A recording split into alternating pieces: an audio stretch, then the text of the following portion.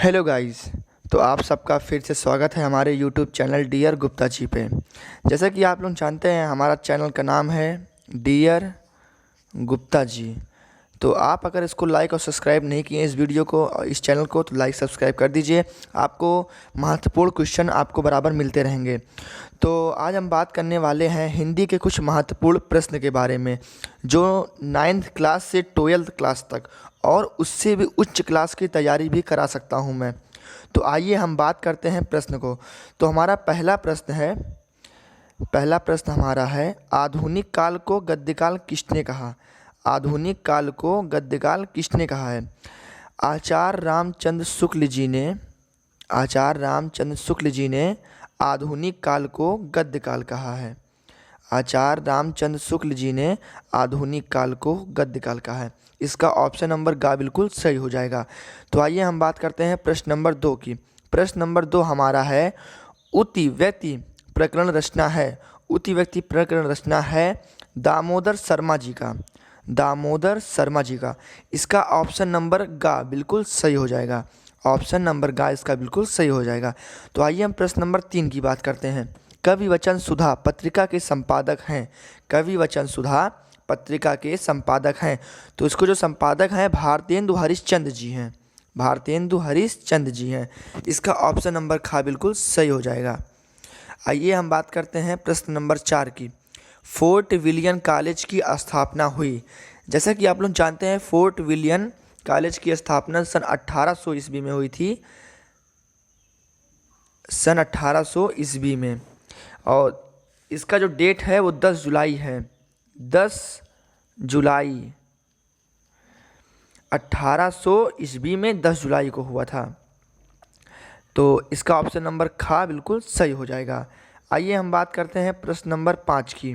भारत दूरदर्शा नाटक के रचयिता हैं। भारत दूरदशा नाटक के रचयिता हैं। तो इसका ऑप्शन नंबर गा बिल्कुल सही हो जाएगा। भारतेंदु हरिश्चंद्र जी भारत दूरदर्शा नाटक के रचयिता थे वो। आइए हम बात करते हैं प्रश्न नंबर 6 की। हिंदी की प्रथम आधुनिक कहानी है। हिंदी की प्रथम आधुनिक कहानी है। इसका ऑप्शन नंबर इंदुमती। सबसे पहली आधुनिक कहानी इंदुमती को माना जाता है। तो इसका ऑप्शन नंबर गा बिल्कुल सही हो जाएगा। आइए हम बात करते हैं प्रश्न नंबर 7 की। प्रश्न नंबर 7 हमारा जो है वो महावीर प्रसाद द्विवेदी ने क्या लिखा है? महावीर प्रसाद द्विवेदी ने क्या लिखा है? तो महावीर प्रसाद द्विवेदी ने साहित्य के इतिहास लेखन का कार्य किया था। ऑप्शन नंबर का इसका बिल्कुल सही हो जाएगा। तो आइए हम बात करते हैं प्रश्न नंबर 8 की। प्रश्न नंबर जो हमारा 8 है, छायावाद युग की समय सीमा पूछ रहा है। छायावाद युग की समय सीमा। तो जो छायावाद युग की समय सीमा है वो 1918 से 1938 ईस्वी तक है। तो कहीं कहीं हम देखते हैं कि 1918 से 1936 माना जाता है, पर यहाँ ऑप्शन नंबर खा बिल्कुल सही हो जाएगा। तो दोस्तों हमारे चैनल को सब्सक्राइब करते रहिएगा, वीडियो को लाइक करते रहिएगा और ज़्यादा से ज़्यादा लोगों को शेयर करते रहिएगा। तो आइए हम बात करते हैं प्रश्न नंबर 9 की। प्रेमचंद्र की रचना है। प्रेमचंद की जो रचना है वह गोदान है। आप सब जानते ही होंगे प्रेमचंद की रचना गोदानी है। तो इसका ऑप्शन नंबर घा बिल्कुल सही हो जाएगा। आइए हम बात करते हैं प्रश्न नंबर 10 की। हिंदी की प्रथम एकाकी है। हिंदी की प्रथम एकाकी जो है वह है एक घूट हिंदी की प्रथम एकाकी माना जाता है, जिसके लेखक के रचयिता हैं एक जयशंकर प्रसाद जी एक घूट के लेखक या रचयिता हैं। हिंदी के प्रथम एकाकी एक घूट को माना जाता है। ऑप्शन नंबर खा बिल्कुल सही हो जाएगा दोस्तों। तो आइए हम बात करते हैं प्रश्न नंबर 11 की। हिंदी का प्रथम मौलिक उपन्यास है। जो हिंदी का प्रथम मौलिक उपन्यास है वो है, हेलो दोस्तों रुकिए एक सेकंड।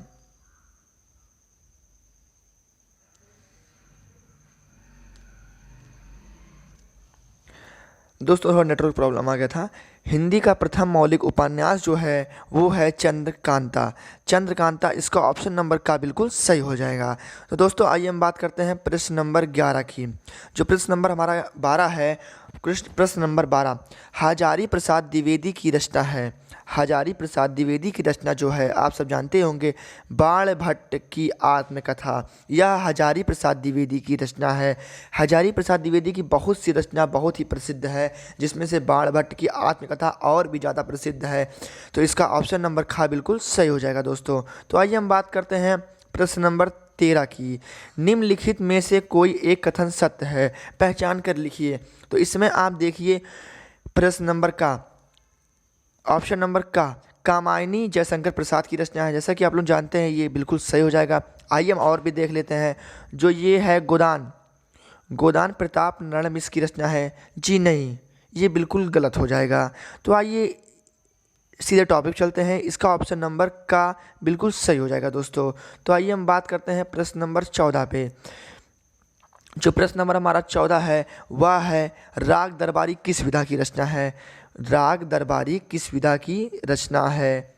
तो उसका ऑप्शन नंबर गा बिल्कुल सही हो जाएगा दोस्तों, आत्मकथा। ऑप्शन नंबर गा इसका बिल्कुल सही हो जाएगा दोस्तों।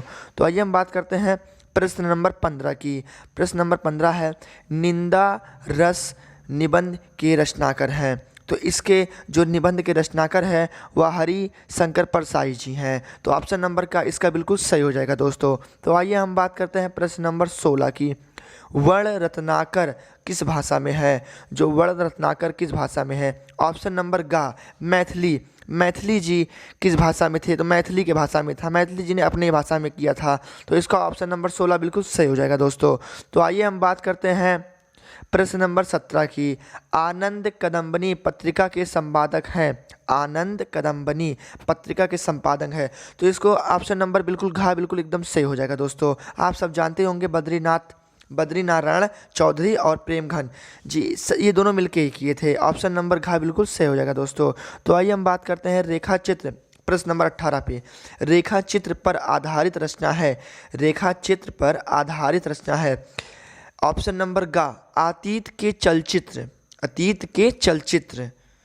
पर आधारित रचना है। ये रेखा चित्र पर यही है अतीत के चलचित्र। ऑप्शन नंबर गा बिल्कुल सही हो जाएगा दोस्तों। तो आइए हम बात करते हैं प्रश्न नंबर 19 की। परख सुनीता एवं सुखदा जैसे सुप्रसिद्ध उपन्यासों की रचना किसके द्वारा की गई है।